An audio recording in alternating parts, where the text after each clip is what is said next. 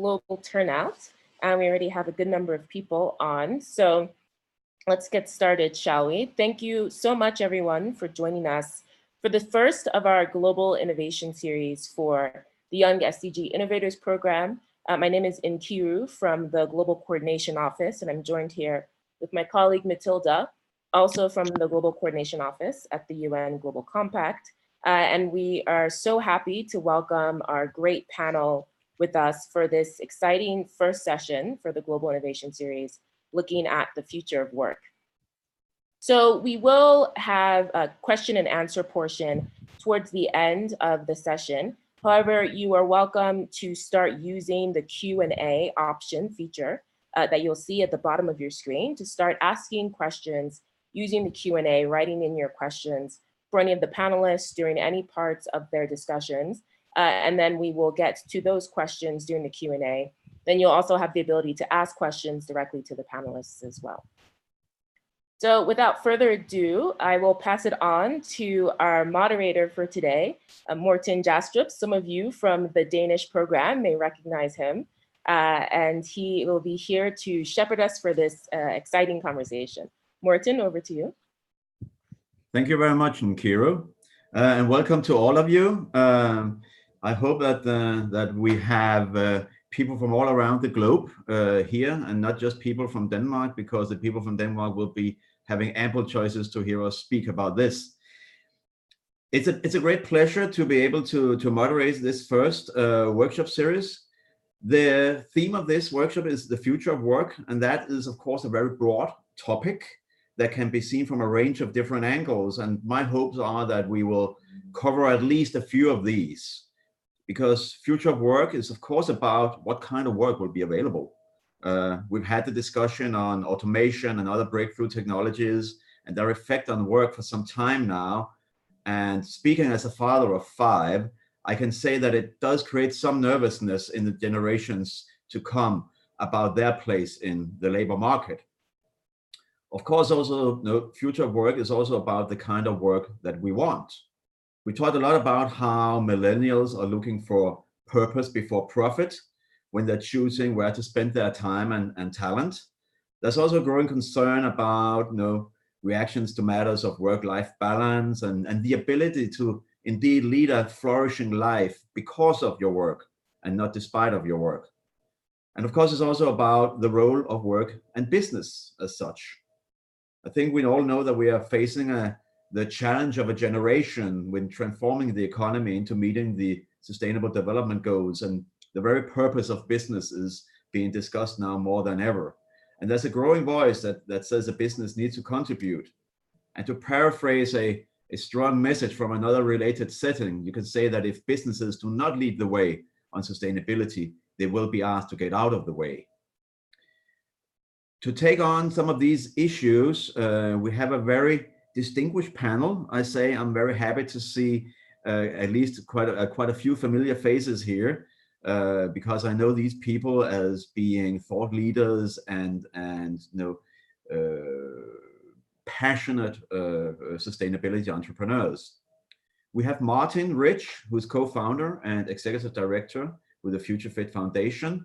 Martin's gonna talk a little bit about Future Fit, but rather around how the systems view comes into this discussion of future of work.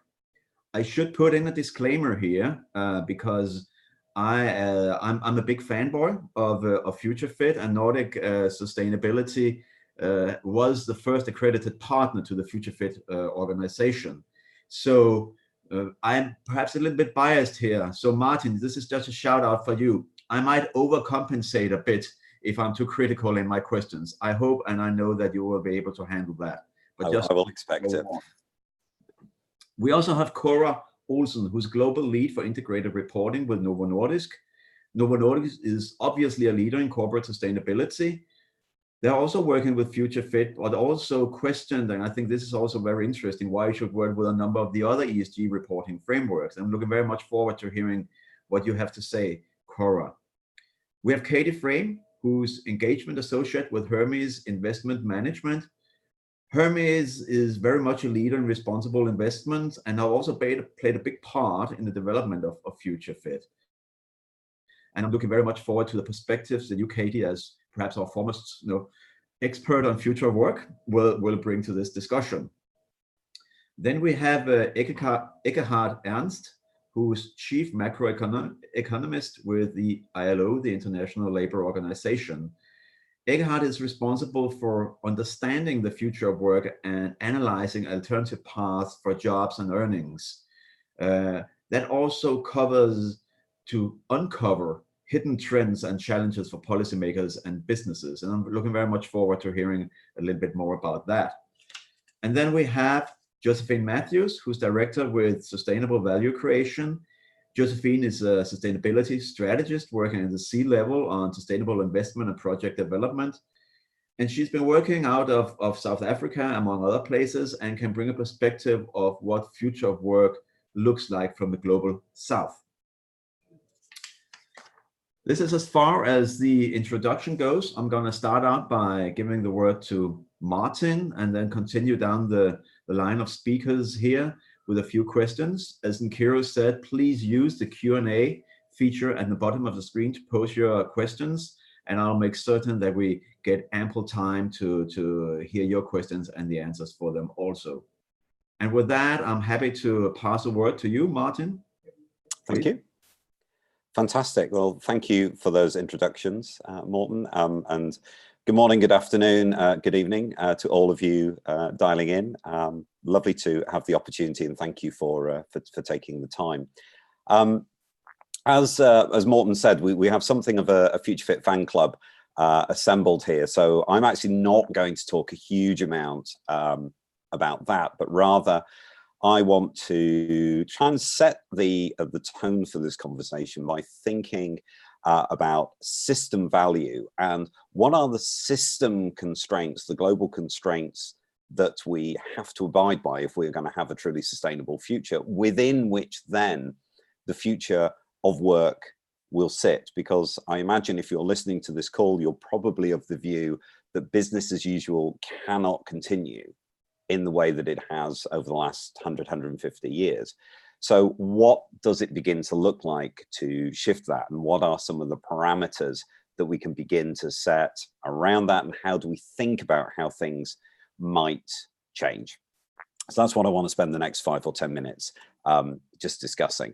Now, I believe I have control of the slide deck, but I don't appear to be able to. Oh, there we go. I can now roll there we go. So firstly, just the definition of a future fit society as we see it. What is this future that we believe we can and need indeed to create? A future fit society, as it says, is one that will protect the possibility that humans and other life can flourish on Earth forever by being environmentally restorative, socially just, and economically inclusive. That's our vision, but what does that really mean? And I'm just going to again assume that everybody on this call is kind of bought into that. Otherwise, I think you're probably going to find the next hour and 45 minutes pretty boring. One of the issues that we have in today's socioeconomic system is that the type of information that we focus in on and what we look at to measure success simply is taking us in a wrong direction. It's based on this whole linear take, make, waste type of approach and doesn't consider really the requirements of society and the planet in terms of how we measure success.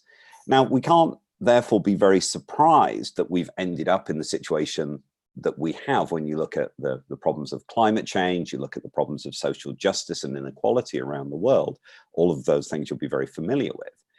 When we've built a system that doesn't take those things into account, we cannot be surprised when we hit a brick wall and when we find ourselves in a situation where suddenly these things are now a problem, particularly when we factor in that we are living on a finite planet.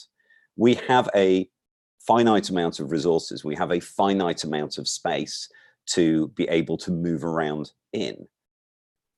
Exponential growth of anything cannot continue ad infinitum in a finite space. It's mathematically impossible. So when we have built this socioeconomic system that is focused on just taking growth, taking stuff and growing, taking stuff and growing, oddly enough, at some point you're going to hit the boundaries, you're going to blow through those boundaries. And that, again, is what's taken us to where we are today. So we're trying to say we need to think a little bit more here about how the types of measurements that we're making, the type of information that we're looking to spread around the system and share with each other, the dialogue, the stories that we're trying to tell, need to be factored around society. What does society, and with that the planet, actually need? We need to be thinking in terms of business, how does it respond into that?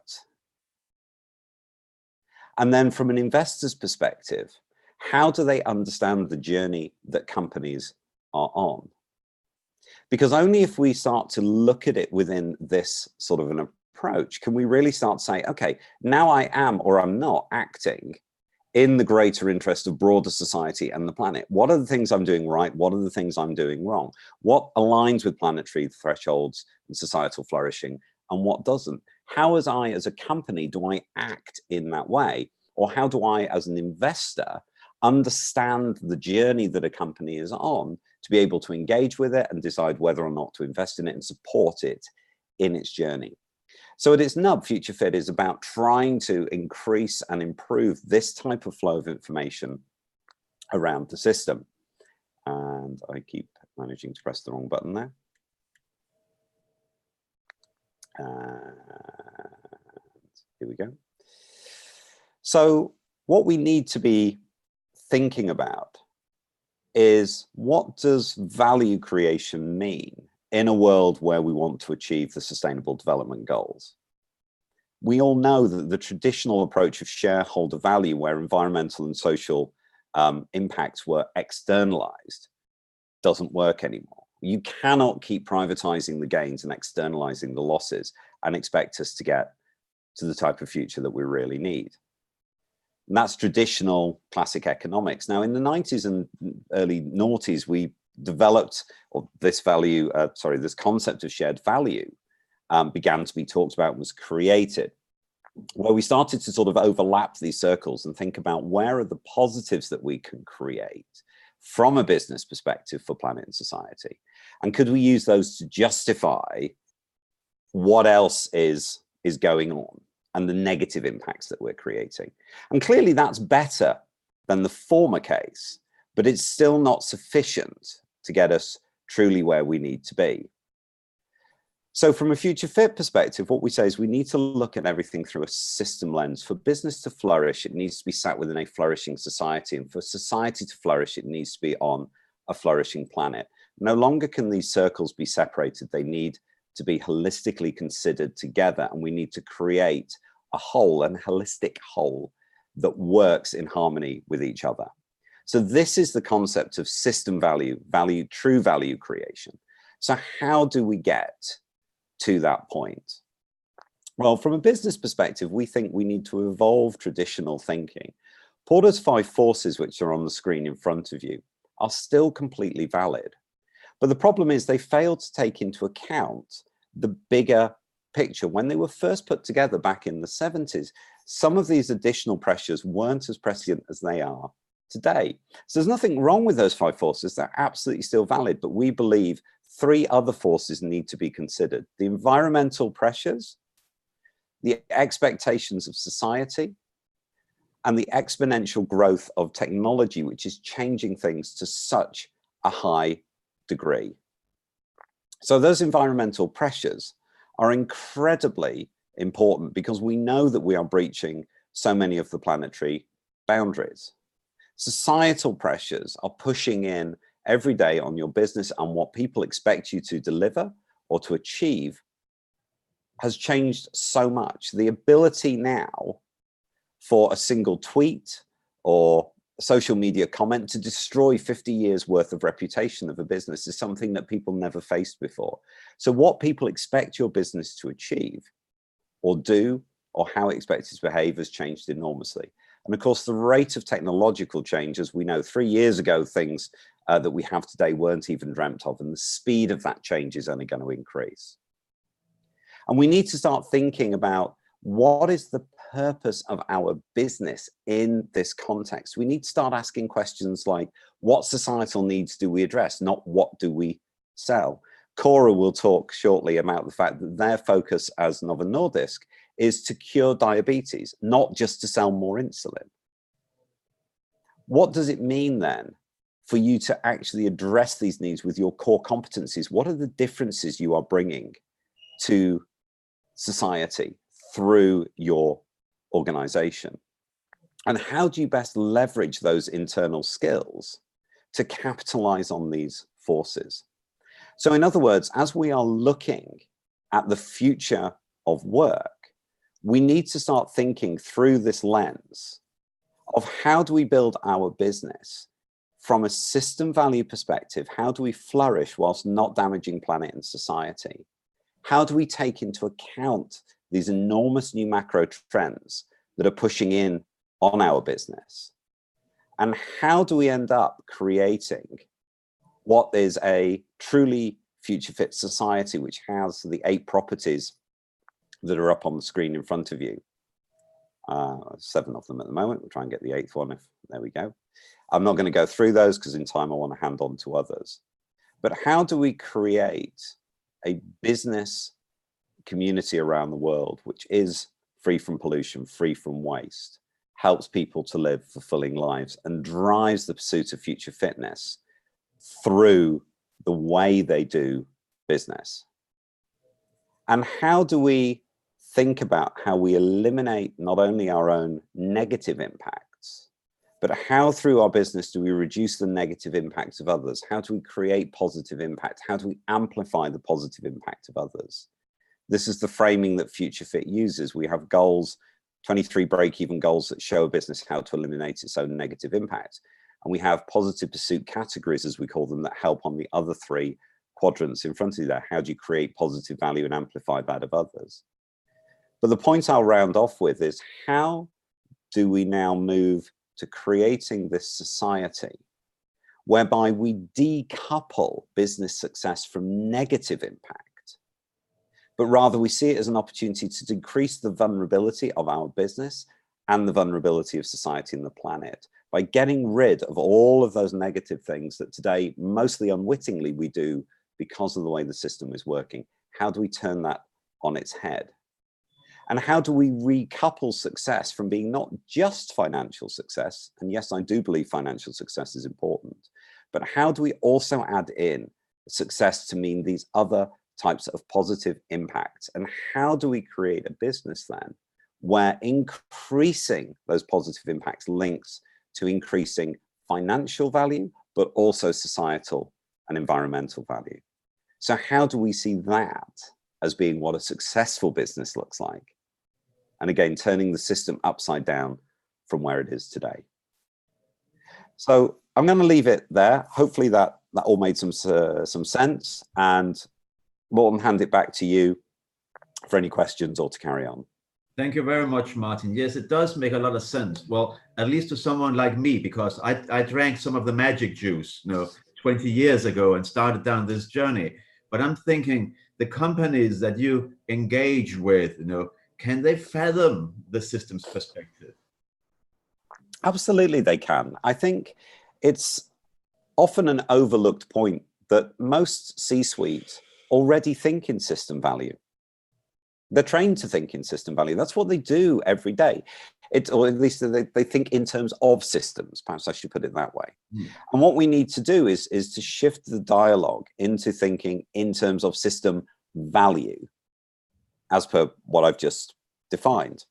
So absolutely, companies get the concept that they need to move in this direction. The challenge is obviously, how do you move your business to be sitting within the planetary boundaries, to be sitting within the societal foundations, while still adopting the day-to-day pressures or soaking up the day-to-day pressures of needing to run a successful business? And of course, we're all trying to change the system whilst we're in the system. We are part of the problem. So how do you change what we are doing? I mean, we were just talking before we all came on board here about the fact that we're all in various parts of the world. and we've all had to fly around the world because that's how we move around. So here we are trying to tackle the issue of climate change, and we're running around talking to each other about changing climate change, whilst being part of the problem, because we're sat on a jumbo jet causing emissions. But there are, I think, Martin, there could be other problems also, and you talk about, we have to unlearn to externalize the cost and internalize gains. Correct. That's such a successful recipe for making a lot of money, creating a very powerful organization. The organizations or the businesses that choose not to do so will also have to operate in a world where others are still doing it. It's a red ocean out there. So when it comes to issues of money and power, it's not hard to convince businesses to say, you'll still make a profit, but perhaps you'll make less, because they will perhaps see it as something making them vulnerable to competition, or vulnerable to being taken over by someone more successful because they're more ruthless. Yeah, I think that the assumption there is that by being more ruthless, you will be more successful. And there are clearly examples where that has been the case. However, there are numerous examples where that is not the case. Let's just take another Danish example for a moment. Ørsted, formerly Danish Oil and Natural Gas. There's a company that has transitioned from being a black energy provider to being a green energy provider, now one of the world's leading operators and developers of wind farms. I think their financial success is huge. Right? The profits there have gone through the roof. So there is one example.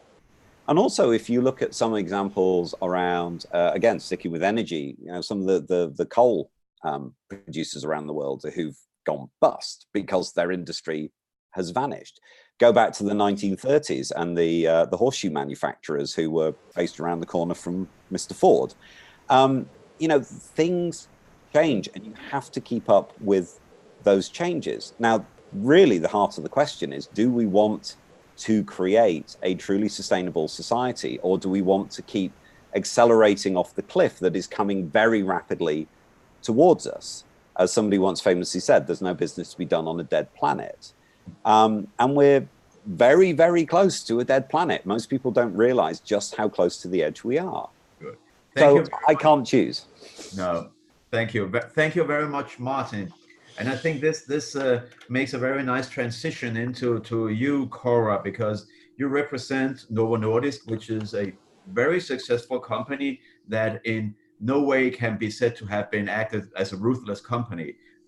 Quite the opposite. You have started on a vision to fight diabetes, and that's what you're still doing several decades later on.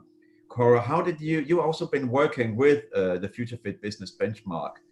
Why have you started doing that, and how did you go about it? Thank you very much, and it's a pleasure to be here today. In terms of the Future Fit Business Benchmark, I just need to share just a few sentences about what it actually is that I do at Novo Nordisk. So yes, my title is the Global Lead of the Integrated Reporting, but what I am particularly responsible for is the disclosures that we have that is related to what is called ESG, non-financial, CSR. There are so many names, not all of them very meaningful, but I am responsible for the disclosures that we do have in this document. And I have been frustrated for a very, very long time with the type of disclosure available, because ultimately they just drive less bad performance, and you can't compare them. An example is, for instance, CO2 emissions. Yes, many companies disclose on CO2 emissions, but ultimately we've just been focusing on reducing them, right? Same thing with water consumption, accident rates, etc. at companies. And then we call it sustainability if we just keep reducing. But it's not, it's just less bad. And for me, I've been looking for years to find disclosures that actually meaningfully drive sustainable business performance. And when I discovered the Future Fit years ago, I was just so excited, because now I actually had something that was extremely tangible, that told us where we needed to be and how to get there. And that's just a hugely exciting thing to discover. And it's very, very pioneering and state of the art. So I encourage you all to go and look at it. because now we can move away from just focusing on less bad performance and calling it sustainability, but actually understanding what it takes for us to become sustainable. The Future Fit Business Benchmark consists of 23 disclosures, and they all, when you look at them, are intuitively meaningful. Our investor relations team immediately jumped on board when we shared with them these 23 disclosures because they're understandable and it's all a percentage score. So now we know where we need to be.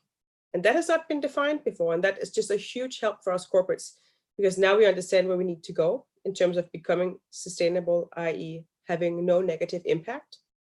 Some of them are going to be hard as nails to break even on, but now we know. And for me, it's about the knowing and understanding what that takes.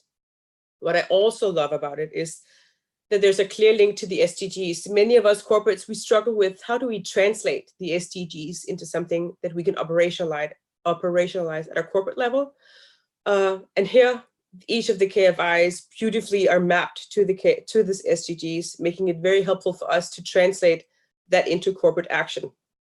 I love that it takes the system perspective, that there's a planetary element in here, because that has been missing.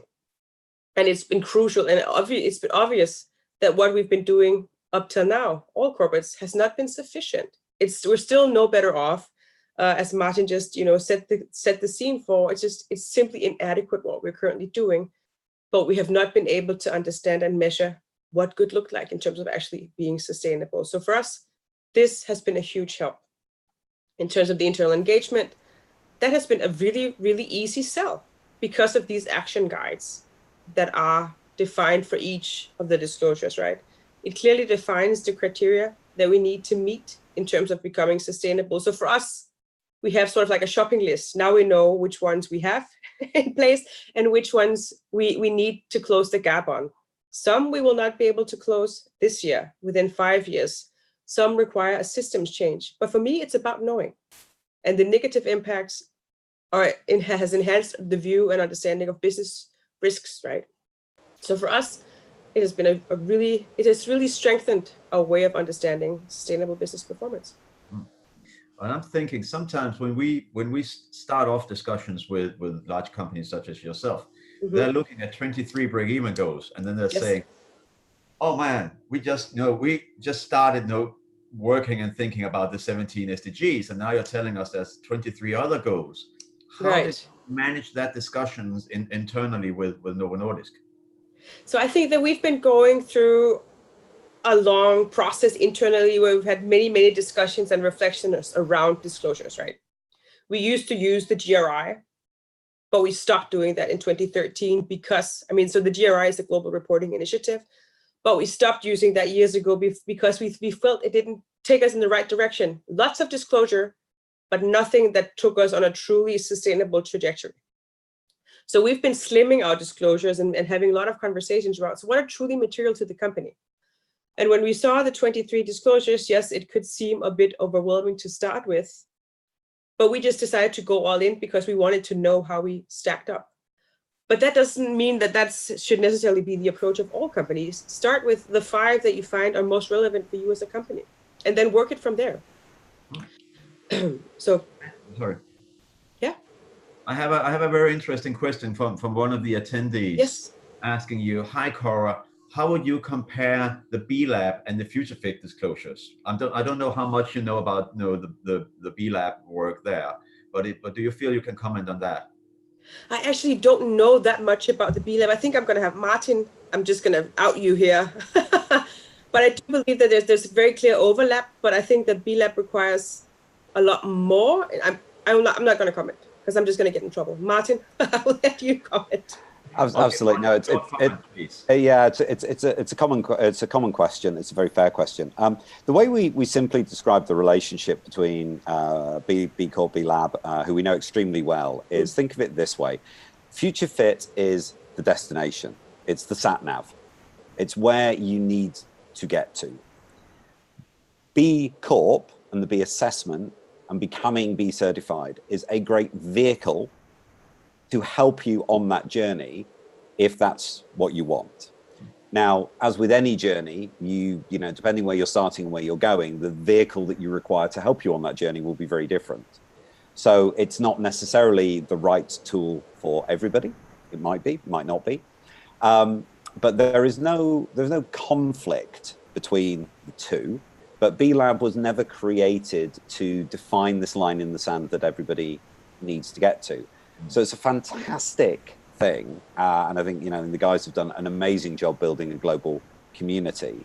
And I think if you want to be part of that community and you want the badge to show that you are truly committed to doing this type of thing, then I think B Corp is a great thing to look at. I think it's hard for the multinationals because of the need to change the mem and arts. And if you are an existing company, listed company, etc., I mean, I think for Cora to go and change her mem and arts would probably have her investor relations and C-suite slightly, you know, flipping out. It's not impossible, could be done, but I think would be quite a challenge. So total alignment, arguably we go in by setting that line in the sand, we ask for a higher overall standard. But again, if you want to be a B Corp as part of that journey, then we think that's a great thing. And a lot of the companies who are using FutureFit actually are B Corps. And I can add a little bit to that, having worked a little bit with B Corps also. And I totally agree. I think perhaps the biggest conceptual difference is that B Corps do not have, as you say, Martin, a line in the sand, but it's more of a moving target. They use that mechanism then to keep up the pressure on the companies to do continuously better, which is one strategy. FutureFit has another strategy by showing the end goal out there and working towards that. But there are definitely complementary vehicles for moving in the right direction. Cora, back to you. My last questions. What have you then learned so far from working with the business benchmark, and where do you see it going next in Nordisk? It has been a really, really interesting process. What has been extremely helpful is, of course, the specific criteria that have been defined in the action guide. But it has really shown us some blind spots that we weren't aware of. And it has provided us with a different lens of viewing the business in terms of business risks and understanding what it takes to become truly sustainable. I can give you an example. So water consumption, that's a very traditional ESG, non-financial, whatever, disclosure. So we all measure water and lots of companies disclose, and then we just, reduce it every year. But the FutureFit business benchmark provided us with a view that showed us that gave us an understanding of, but that's not the fully interesting piece of this. What's interesting is, of course, where there's water scarcity and where you have sites that consume water in those areas, because you cannot detract from the water then the water availability in that area. Because, I mean, we can't take away water from the local community. We can't produce without water. So it has given us a different strategic understanding of this sustainable business universe, because that's a business risk, right? We have usually unpopular if you start using too much water in a water scarce. Exactly. And I mean, we can't take away from the local population. And as I said, we can't produce without water. So we have issues in Brazil and China that are either in water scarce areas, water stressed areas, or areas with high seasonal variation, and that we need to manage. So of course, that's going to also be part of what we do when we go forward. If we start to build new sites, then we're of course not going to build them in areas where there is this risk.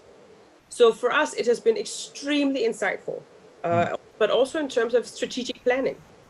What can we do? I mean, that's sort of like the next steps we are doing right now, is trying to figure out how can we get this into corporate strategy, how can we build it into operations, and how can we then start activating and making sure that we slowly progress on closing all the gaps that we do have. Yeah. So very, very exciting. I can't wait to see. I mean, let's check in next year and see how far we've come. We'll do that. Thank you very much, Cora. Katie, moving on to you. As an engagement associate with Hermes and Investment Management, where do you see the biggest future challenges for the workforce, and how is it that you, working in investment, engage with companies on these challenges? Sure. Thanks, Morten, and thanks for having me on this panel today. just for kind of a bit of background as well, I work at Hermes Investment Management, but I'm not an investor, as Morten said. I sit in our stewardship and engagement side of the business. And so we kind of engage with companies around improving both their financial, but also their kind of social and environmental kind of long-term returns. And through that, it kind of links to how they manage their people and what that means for the future of work. So we think about the future of work in terms of kind of multifaceted, big societal trends which are going to impact it. But I just kind of wanted to speak about one in particular today that we're doing kind of a bit more engagement on with our companies, and that's around AI and automation and what impact that is going to have at kind of a whole range of companies, not just in the tech sector that we're engaging with. And so we kind of recognize that not all kind of AI and automation is going to be bad for the future of work, although we recognize that a huge number of people, millions of people worldwide, are going to need to shift their occupations in the future, and that's going to require kind of big programs to upskill people and also provide them the support they need to transition into new occupations. And so just kind of one example of where we've recently engaged with a company on this in terms of transitioning people into new roles due to automation. I actually met with a company earlier this week that manufactures kind of big pieces of healthcare equipment. And we asked them kind of what the future looks like in terms of automating the manufacturing process.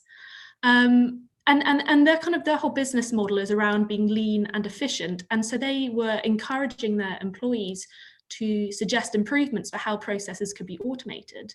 But the challenge they found they were running into was that the kind of people were a bit hesitant to suggest those improvements for fear that they were almost going to kind of efficient or improve, kind of do themselves out of a job if they kind of automate themselves out of it. And so the challenge the company faced was building out a much bigger skills training program for their employees so that they were being trained in not just the skills needed for their specific role, but they had opportunities to do kind of much bigger and be trained in other areas of the business so that they could move into new roles should their current role be automated. And it was also kind of a big cultural thing at the company as well, to reassure employees that they were not going to be made redundant due to automation. The company very much wanted to create that culture of inclusion and the feeling that you were very much part of the organization. And so I just found that as kind of an interesting example around one of the ways that companies are thinking about automation and the potential impact for job losses. But it's not also just kind of around the job losses that we engage with companies. If we think about the tech sector, there's actually going to be huge kind of job gains through AI and automation. And we're engaging a lot with tech companies, particularly as they're building out huge teams of content moderators and AI taggers who are going through and daily having to kind of look at quite disturbing and graphic content and making those big decisions as to what content should and shouldn't be on these technology platforms. And so kind of the role we kind of see for ourselves playing with engagement there is much more around well-being and how employees can have really robust programs in place, particularly around mental health and well-being, to kind of support those employees in these big growth areas. And it's kind of jobs, if we think about automation, we're going to be shifting from kind of traditional health and safety, and that's kind of a lot more thinking about physical well-being, into these jobs where it's going to be automating, particularly around AI and this content moderation. And so we're really thinking more forward-looking through this engagement with companies and pushing them to think about mental well-being as well, and see that kind of as a huge growth area for engagement for us. How is it that you engage with companies? What is your lead when you go in there and talk to them, and how are you received when you're trying to raise these discussions? Sure, it's a great question, and it's one our kind of investment team ask of us a lot as well, in terms of wanting to understand what these conversations look like. For For us, we don't see our role as coming in and being kind of activist and telling companies you should be doing this and that. It's much more a kind of a two-way conversation we try to have with companies through engagement. Firstly, understanding the challenges they're facing within their business, and where they are looking to get to in the long term. And we do view ourselves as trying to think truly long term, longer term than kind of many other investors look. And so it's kind of trying to understand and hopefully thinking that we can provide a helpful external perspective. We have good oversight across a range of sectors just through the nature of engagement. So often we're able to bring in best practice examples that we've come across and share those with companies through engagement, and just kind of to provide that shared learning and vision, but also that pressure that needs to be placed on companies as well, in terms of you need kind of multiple stakeholders pushing from different directions. And we view our role as kind of one of those stakeholders to encourage companies to move on this journey to becoming more sustainable in the long term. And these dual roles as helpers or enablers on the one hand, on as the people applying a certain amount of pressure. How do the scales add up? What role are you often most often taking?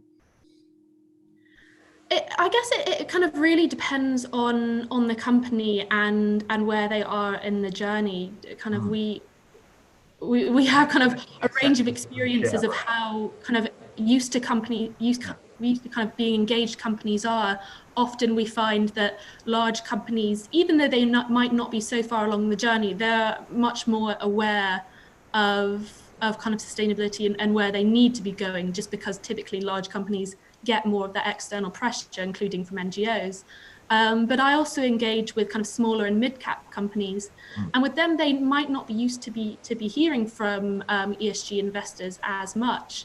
And so with smaller companies, we're often kind of partnering with them a lot more and providing more of that guidance and support that we can share from engaging with bigger companies that have been doing this for a much longer time.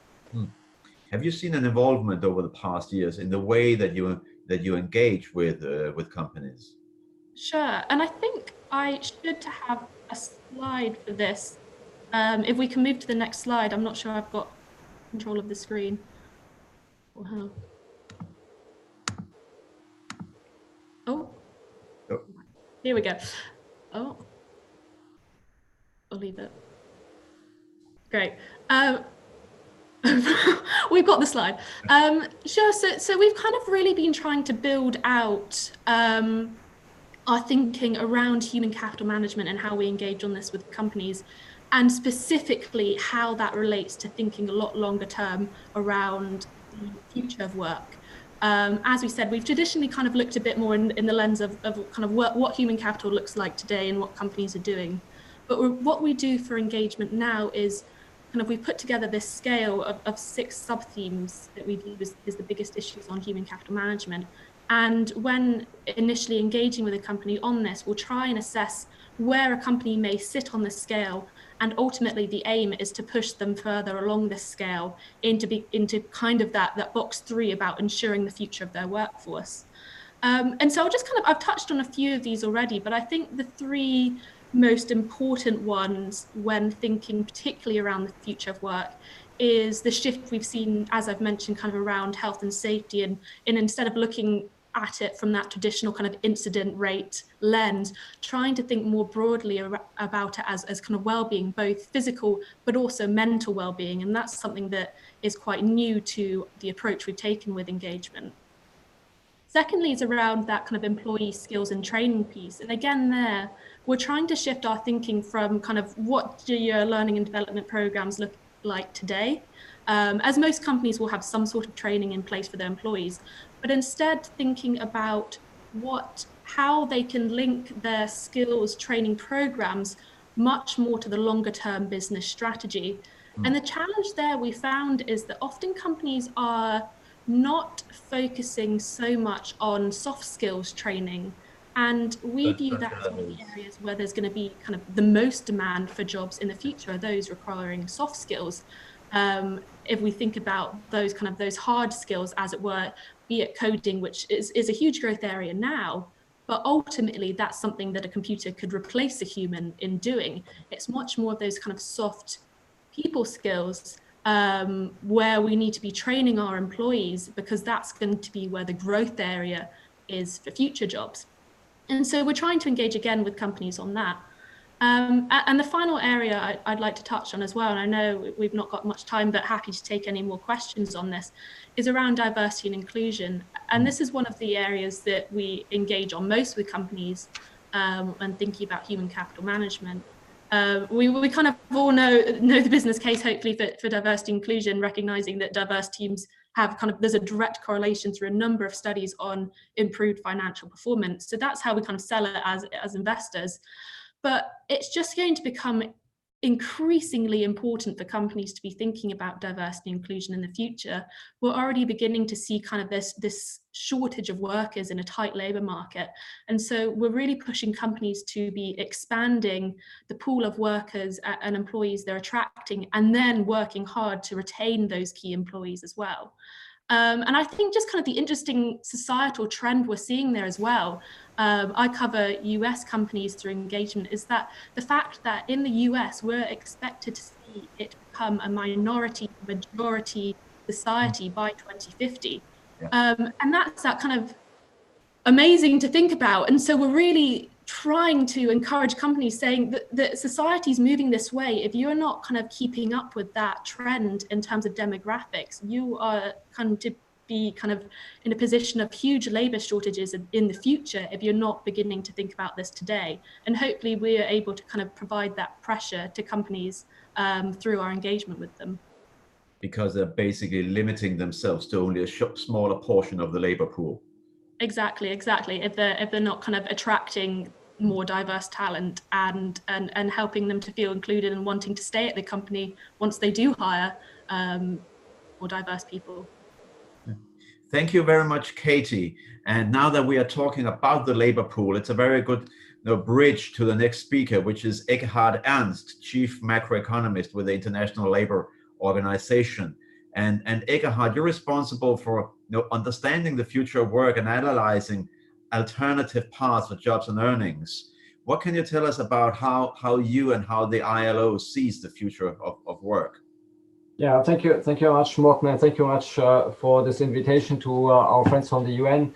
Sorry for joining you a bit later, but in my calendar invite it popped out as an hour later, so I only was able to join you now. So at the ILO, we had been looking at these trends from a global and national perspective. So I think what Katie was just describing here for some US companies is certainly broadly correct for a lot of advanced economies as well. But we see different phenomena, different pathways in countries further south that play out maybe slightly differently from what you were describing. And I think first of all, I would agree with the overall assessment that maybe what's the challenge is not so much that we might lose all these millions of jobs, but rather that a lot of jobs will be transformed. They will be upscaled, upgraded to maybe more safer jobs, more intellectually and more stimulating jobs. So in this sense, there might actually be a huge potential, especially for some professions to reach a more satisfactory type of work experience. But in a lot of middle and low income countries, if you look at past trends, what you actually see is that a lot of these countries suffer from automation much more dramatically than we have observed in advanced economies.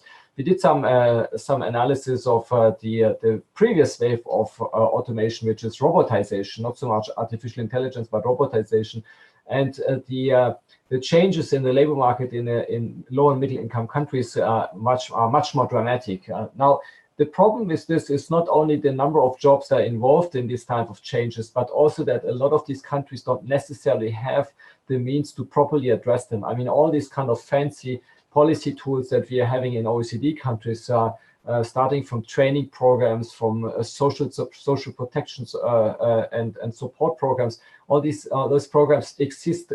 If they exist at all, they exist only at a very rudimentary stage.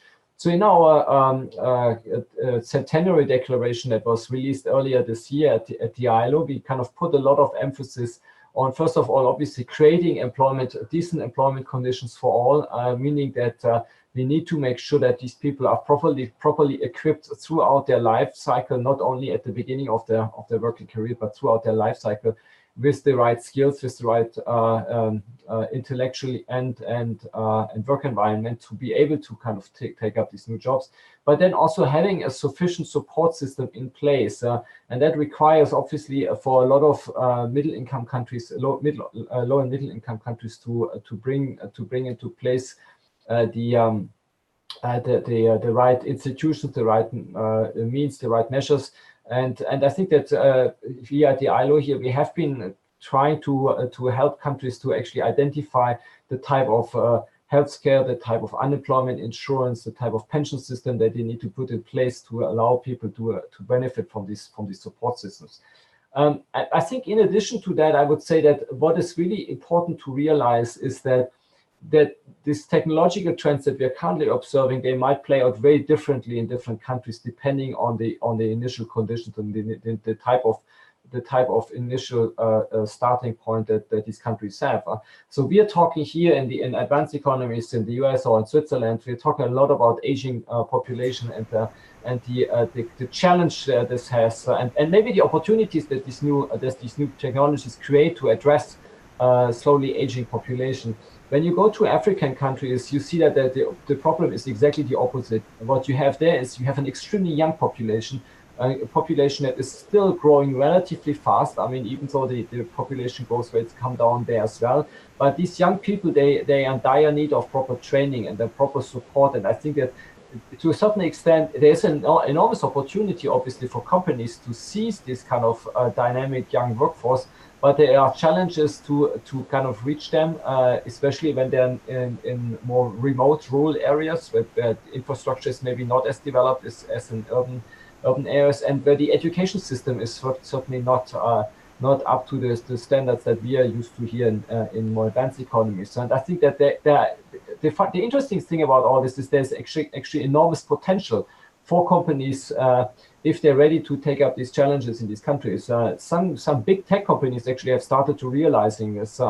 Google recently opened a research center in Accra in Ghana, where they actually realized that by being closer to the population on the ground, they can actually leverage maybe some of the knowledge, some of the experience that is available there. Amazon is about to open a center and a cloud center in South Africa. It's the same story there.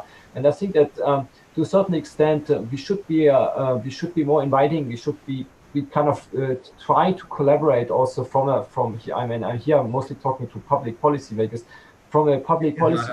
I'm wondering because now I think this is very interesting focus, and now we have this huge pool of labor. Also, of course, that we need to look into and how they are trained and skilled. But what do you see as essential skills that young people should focus on? Katie talked also a lot about the soft skills. Perhaps is it the same picture that you're seeing with the ILO?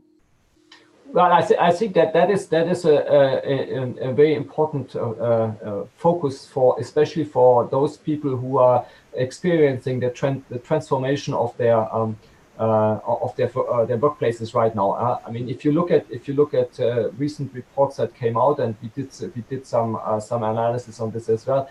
Most of these new technologies will focus on the technical high skill, the technical cognitive skills. And there, you're definitely always being beaten by a computer. So, which means that you actually, as a high-skilled employee or worker, need to focus on the complementary skills, which is A, to be able to work with these machines, and B, to kind of strengthen your soft skills. But a lot of these young kids in more underdeveloped economies, these people, they will actually need very basic.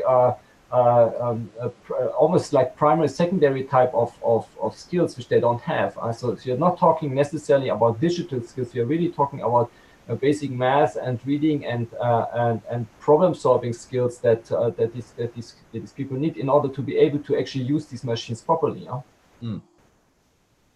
So is it you say focus on soft skills for the aging North and focus more on harder skills for the young South. Absolutely, absolutely, yes. Yeah, yeah.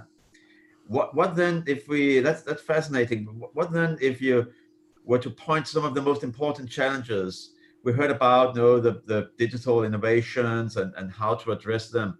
Where do you see the biggest challenges lying ahead?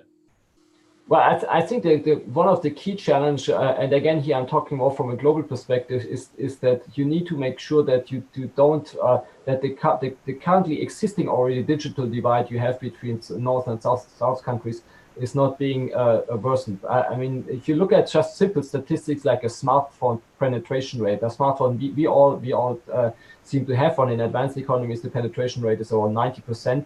If you go further down the income ladder, then you will see that in middle income countries you only have already 50%, and if you go down into low income countries, only 10 to 15% of people have a smartphone.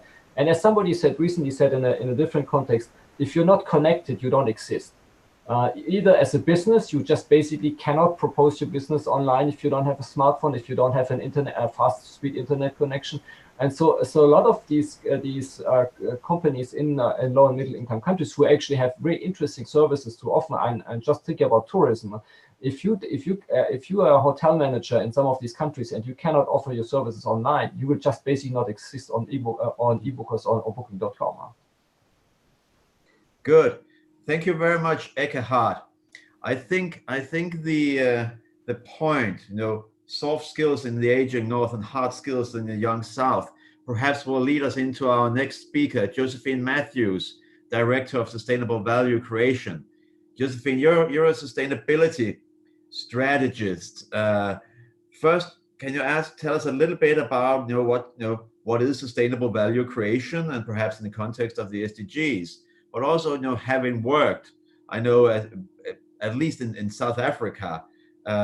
I would like to hear your take on this discussion on skills. What kind of skills do we need in the North, and what kind of skills do we need in the South, if you feel up to that? But first of all, tell us a little bit, Josephine, on what is, in your opinion, sustainable value creation. Thank you, Morten. I just want to say that I think Eckhart has given us the brilliant segue into this conversation by saying, if you're not connected, you don't exist. The question is, what is sustainable value creation? For me, this comes down to a very simple question. The value creation upon which we depend, does it serve life or not? Currently, it means we provide sustainable returns to shareholders so that we can finance reducing our impact for as long as it takes.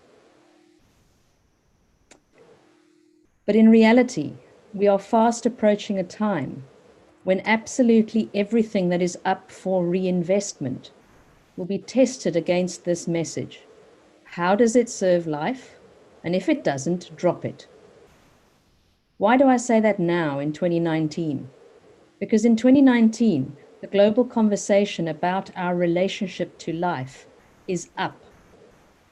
It's accelerating through the climate strikes, through the rise of Extinction Rebellion, through the UK's first climate change elections that are kicking off as we speak.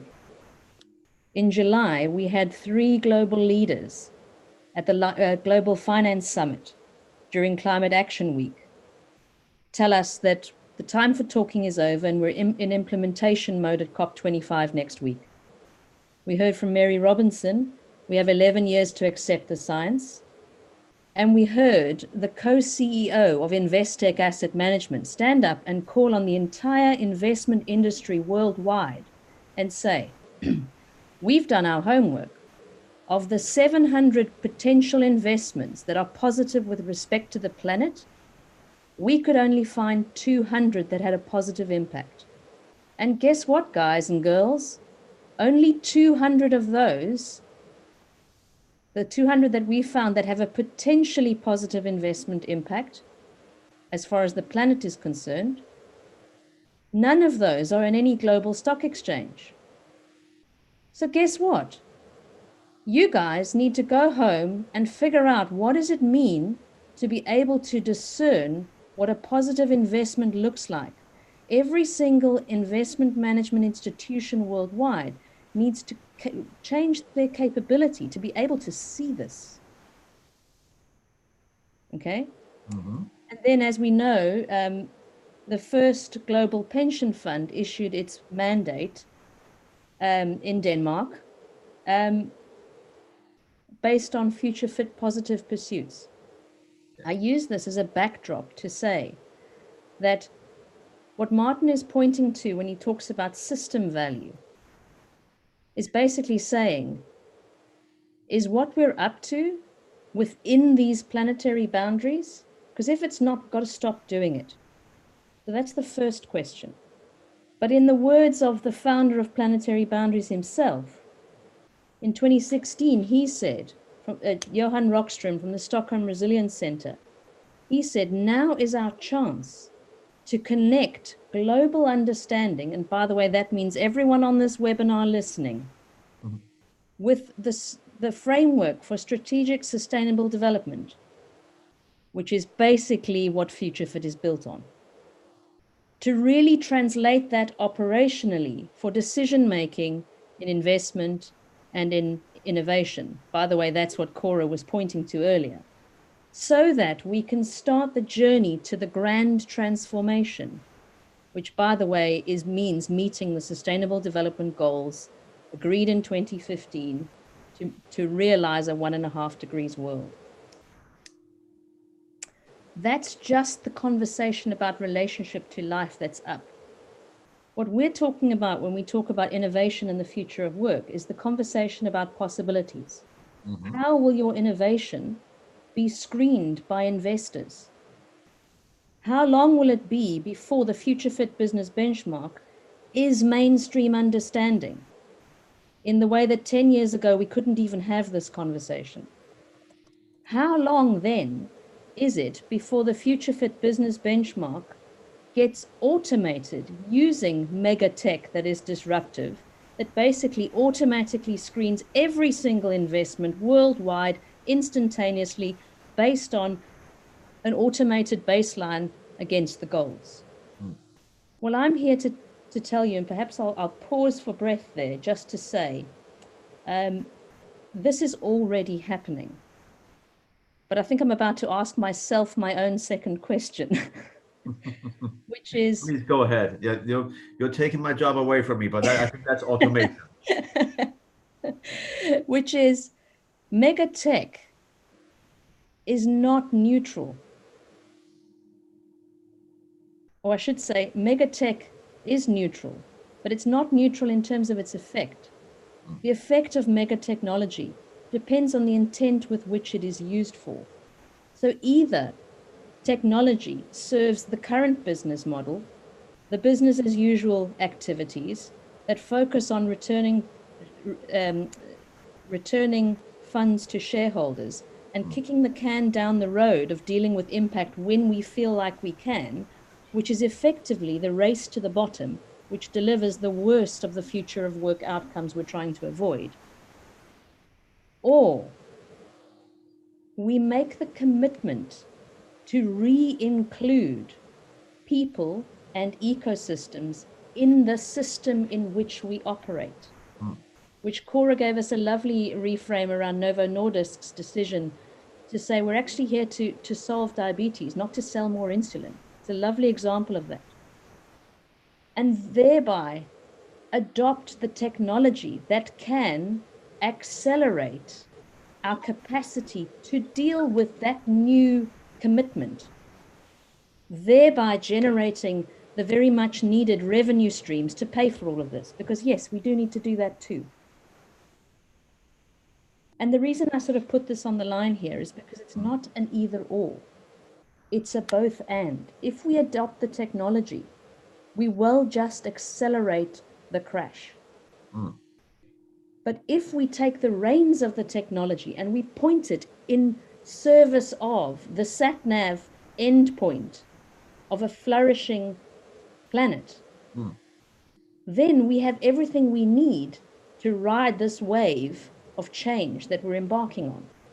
So the combination of the disruptive power of the megatech, I say the combination of the disruptive power of the megatech with the purposes served by the SDGs, yes, has the power to push us in the right direction.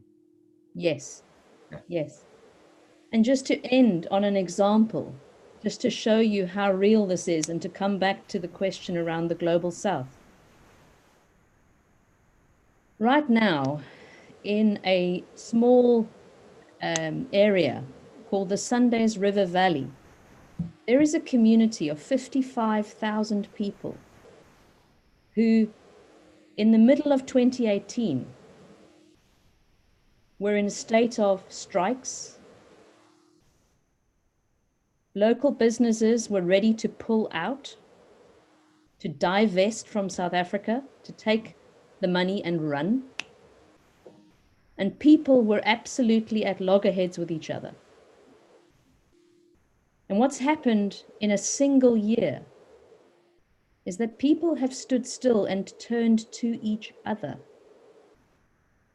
and realized that unless we can include all people in this physical locality, this bioregion of the Sundays River Valley, unless we can include the need for all people to have a future, to have security, to have livelihoods, to have quality jobs, decent pay, long-term investment, real services, everything that we've been discussing on this call, then the community needs to come together, and they have formed their own Sundays River Valley Collaborative with an explicit purpose of supporting the inclusive well-being of all 55,000 local residents.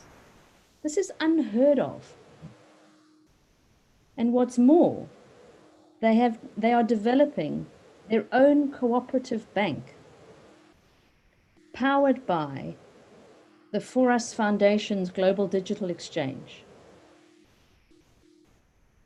This is a blockchain platform that has understood that it's not blockchain for blockchain's sake that's going to do anything. It's that we have a real problem with what money is doing. It's not serving people and the environment. It's become an end in itself. And so what they've realized is that we need to make the technology serve ending poverty, financial inclusion, upliftment of women, include the people, so that we can then turn to the environment in the Sundays River Valley and attend to the ecosystems, how they work, all the local people who understand and have lived there for a long time, how best they can balance the water table and take care of biodiversity, etc., etc. You get the point. I get the point, and I think it's a very beautiful example of what's being written in the 2030 agenda, in the preamble there, of creating an inclusive economy with no one left behind. Yes. Thank you very much, Josephine, and thank you. This concludes the presentations from our panel here. I have a few questions from you out there in the audience, but I encourage you also to keep writing. You can use the Q&A function in the bottom of the screen, and we'll see how many we will be able to go through. We have around 20 minutes left. First of all, Katie, that's a question for you. Here, in your experience, Katie, do you see AI and automation as an enabler for companies to become more socially and environmentally relevant? Or do they look at these technologies to ruthlessly cut down on human costs? How do you...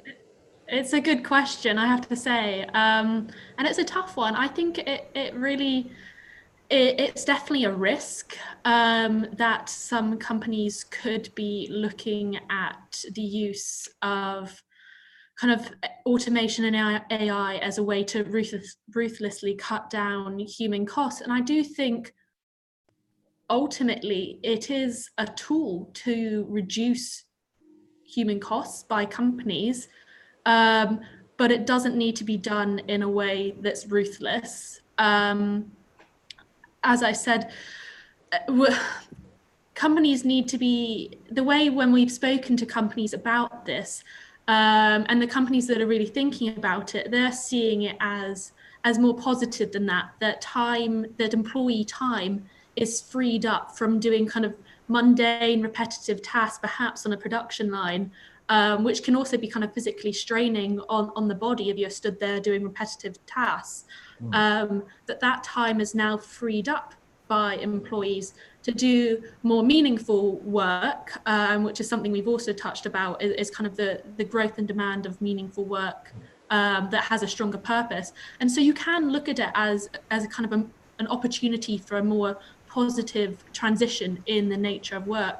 But as we kind of touched upon, there is also that risk in terms of kind of stranded workers, as it be, because the locations of these jobs will also be changing. Although companies may retain jobs and there'll be new jobs created in other aspects of business, it might not necessarily be in the same location as those original factory jobs, for example, if we're using Is there a north-south perspective here, perhaps?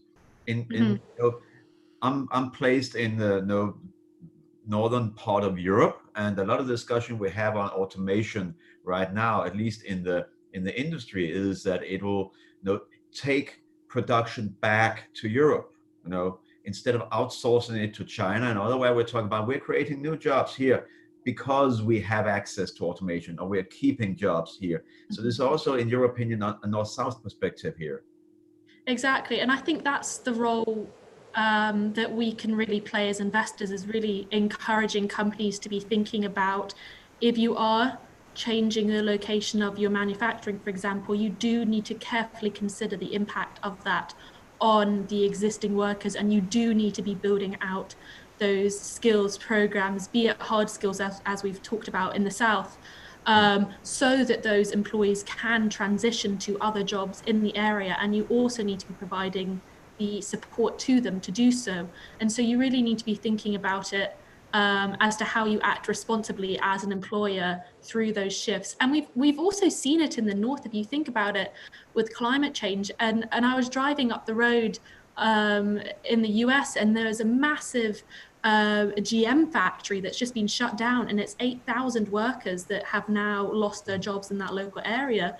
And so we are also seeing it in the North. And I kind of thought to myself, you think, what has the company done to support those thousands of workers that now need to transition into new roles? So I think we're seeing it elsewhere in the world as well. And it's just interesting that I kind of spotted it just down the road from where I am now. Thank you. We have another question, and I think this one... Morten, can I, sorry to go, but I wonder if I could just ask a question of Katie and Eckhart that just builds on that, because I was watching a little documentary the other day, and there was a number of sort of futurists on there talking about the future of AI and stuff. And one comment that one guy made, which I thought was really interesting, was the observation that the argument that all the way through the Industrial Revolution, jobs have just transitioned. So, net jobs haven't really gone down because you've moved from doing one thing to doing another thing. But made the observation that actually one of the consistent threads was that you were taking one fairly routine, repetitive job and replacing it with a different type of, but still routine, competitive job. i.e. you were no longer digging out coal, you were stacking shelves at Amazon or Walmart or wherever. And his observation was that with the way that AI is coming now,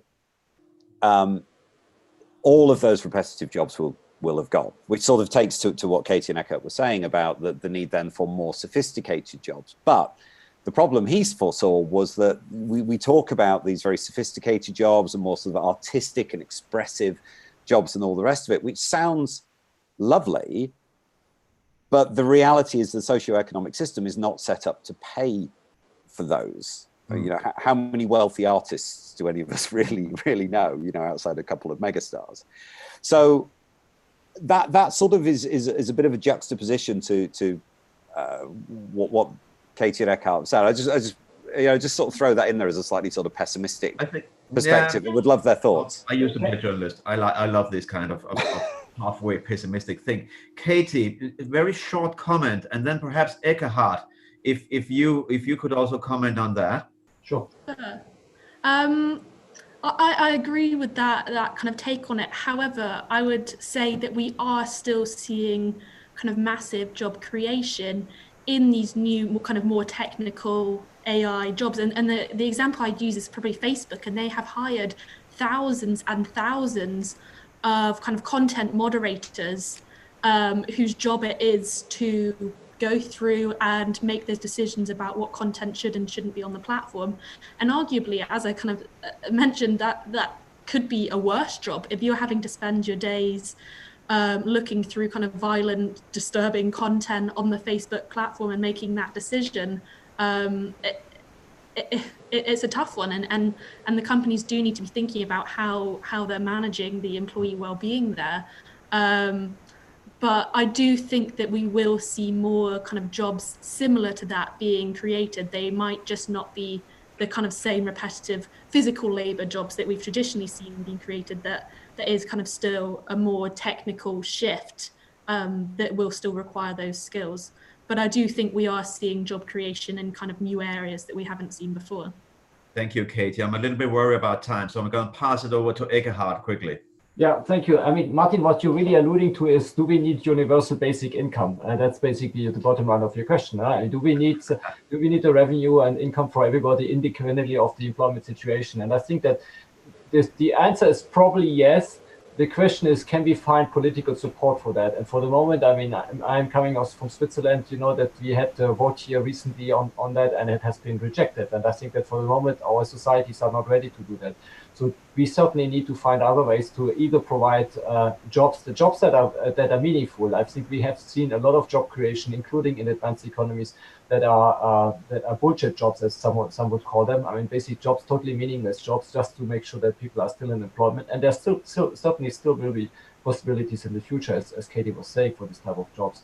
But I think that in the future, we definitely have to face this, and this is a political challenge more than an economic one, to decide whether we want to continue kind of downgrading a certain number of our jobs, or whether we want to actually provide people with income so that they can basically fulfill meaningful full work activity. And we see that, I mean, if you look at the time uses that people have in advanced economies, a lot of meaningful work is on activities being done, social work, care work, volunteering activities is done. It's just not remunerated. And I think UBI could possibly be one answer to that question. Good.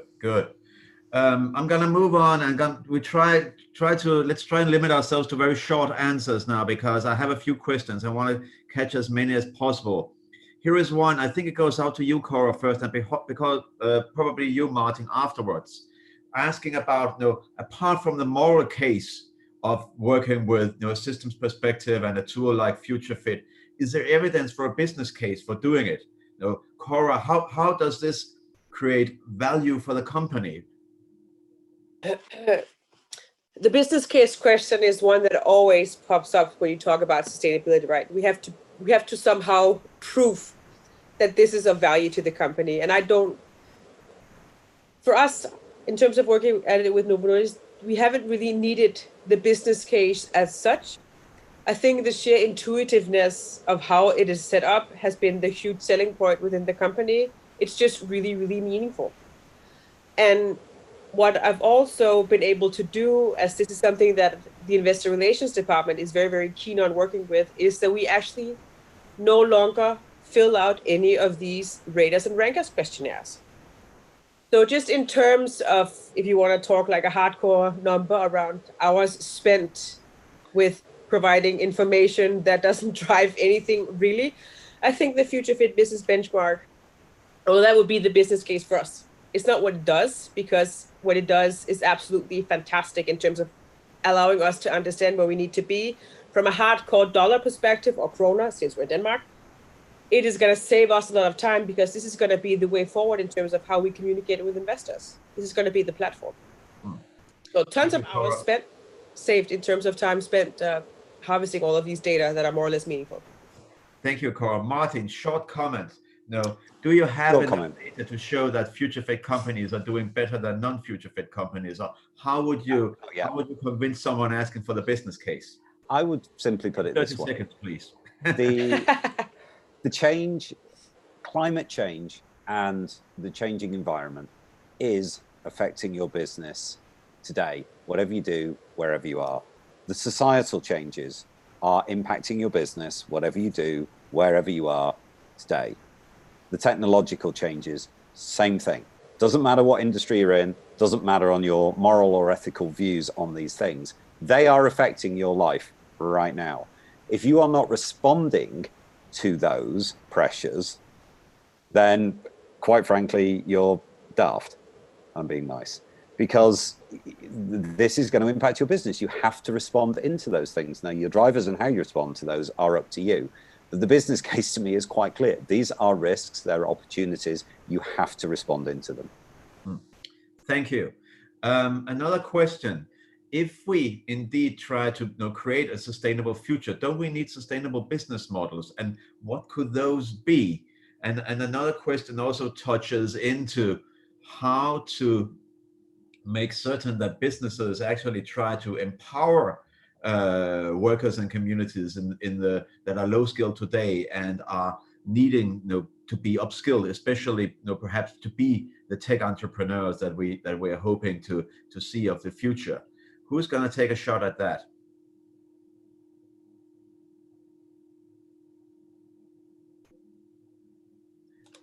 So I can speak to the business model. I'm not, I don't know about the latter. That's not my topic of expertise. But I mean, just piggybacking on what Martin just said, I mean, we need to not have a negative impact. And for me, the Future Fit Business Benchmark is the frame within which we earn our money going forward. That's my take on. That's how I want to position it in the business, right? We cannot have a negative impact. So we need to be at least sustainable. How much positive value we create, that's up to the individual company, but we need to, as a minimum, have no negative impact. We must be sustainable. And within that frame is where we make the money. Hence, that's how our business model should be moving towards in the very near future. Very, very short. But you're engaging on this journey without questioning your basic business model right now, because it's still the same, but you're simply aiming to be sustainable with that. And there's other areas that are looking into what would be the business model for Novo Nordisk by 2030 and 2040 and other areas, right? Of course. I mean, pricing, affordability, that's the big thing in terms of our business, right? But from a planetary boundary perspective, the future fit, which is the angle that I come at it at, then that provides us with the frame within which we have to make money. Martin, do you see specific business models being more prevalent with the companies that are taking up on future fit? Are they all bottom of the pyramid businesses or circular businesses, or are they just your ordinary business with an ambition to do less harm?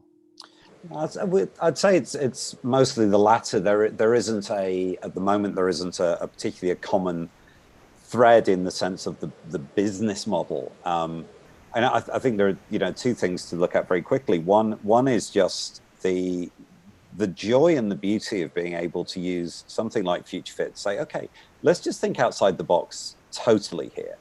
What does it look like to be a business that is serving our purpose, where, as Cora says, we are not doing any harm and we are simply adding value to planet and society? To radically rethink, not just changing, a simple version we had yesterday. We were talking about the F-150 Ford truck, because I'm in the US at the moment. And, the simple thing is you just make a truck that is 20% more efficient, right? With an aluminium hood, so it's lighter. The slightly longer term game is you start to make EV versions and you start to look at retrofitting the previous, billions of Ford F-150s you sent out to capture the old tailpipes to replace the engines or whatever. The true future business model is, how do we give journeys? How do we rent or sell journeys and transportation of goods, as in this example, Ford, to our clients? So rather than selling big trucks that are going to sit there and rust, how do you convey and transport the individuals and the goods, which those vehicles were designed to do in the first place? So is that inventing the teleporting machine? Is it flying F-150s? I don't know. But that is, surely that's the the joy and the fun of thinking about, well, what does this look like in a completely different world? Let's just break the boundaries for a second and think about how we move with all of that. Yeah, thank you. I'm going to try and cram in the last question here, because we did have the question about the workers in the South having a large number of low-skilled workers, and automation poses quite a big threat for their jobs, and the need for upskilling there perhaps is even better. How is it that we can ensure that the power of technologies can actually empower these people? Josephine, with your experience, how would you take on this? I think that when you look at what this constituency in the Global South needs, it's young, dynamic. The youth need access to education, access to markets, and access to capital to build businesses. In the same way that those in the Global North need, but actually have access to these things. And this is where we need to really look closely at the concept of financial inclusion. Because we currently have a mindset that says money starts at the top of the tree, generally in the centers of capital around the world, and trickles down to the base of the pyramid. That's the wrong starting point. Value creation happens everywhere. It's just not necessarily monetized, and it's not necessarily monetized in such a way that there is fair value exchange and cycling of cash. Because we have to remember that the business model is very different if you're talking about circulating cash in the economy many times, valuing each other's contribution and creating a local economic development, versus what we need to do to store money for the long-term future of investment through the lifetime of a community or an individual pension, etc. And those two functions work very differently. But if we don't provide the youth, whether they're in the Global North or the Global South, with access to education, which we can do with technology, we can do with all these massive open online courses that are available. Everyone everywhere with smart technology can access education. Through platforms such as the For Us Global Digital Exchange, people can be trading with each other globally with So digital access to assets. education And then and finally, capital. Sorry. access to capital. We have to invest in the youth. We have to make capital available to everyone. So the answer for the question is, how do you as a business ensure that you empower workers and communities, is by this, giving them access to education, capital, and markets. And that is perhaps something that we have more of in the North, at least. I won't say in abundance, but still we have more, and that can be transferred. Thank you very much. This concludes our hour and a half for this discussion, and thank you to the panel. And over to you, Nkiru, for the closing remarks. Yes, thank you so much, Morten, for that great moderation, and thank you so much to the panelists for that excellent and dynamic discussion. Thank you also so much to all of the attendees for your questions and your engagement as well. I won't take up too much time, but just as a quick reminder that we did live stream the webinar on YouTube, so you'll be able to find that on the Young SDG Innovators YouTube channel, as well as later on the YSIP Hub. And then also just a quick plug for upcoming workshops in this same series, starting in 2020. So in February, we'll have another session looking at gender and innovation. So exploring how business can promote women's participation in innovation, both on the producing side, looking at some of the ways that business can fight barriers to the digital divide, also as well on the consuming side. So understanding what sort of gender considerations innovators need to take into account when designing and developing their innovations. And then in March, we'll have another session on data and human rights. So looking at the role that data is playing as an increasingly important commodity for business, as a currency, as a source of labor as well, and understanding what are the key issues that business needs to understand when it comes to data rights, as well as human rights. So we hope you'll join us for those two sessions, and we'll have more information on that. And again, I just want to close again with a huge thank you to our panelists for taking the time and sharing their insights and their observations, as well as Morten for the moderation, and Matilda for all of the great behind the scenes coordination as well. So thank you so much. Thank you. Thank you, everyone. Thank you. Bye. Bye. Bye, everyone. Thank you. Bye, everyone.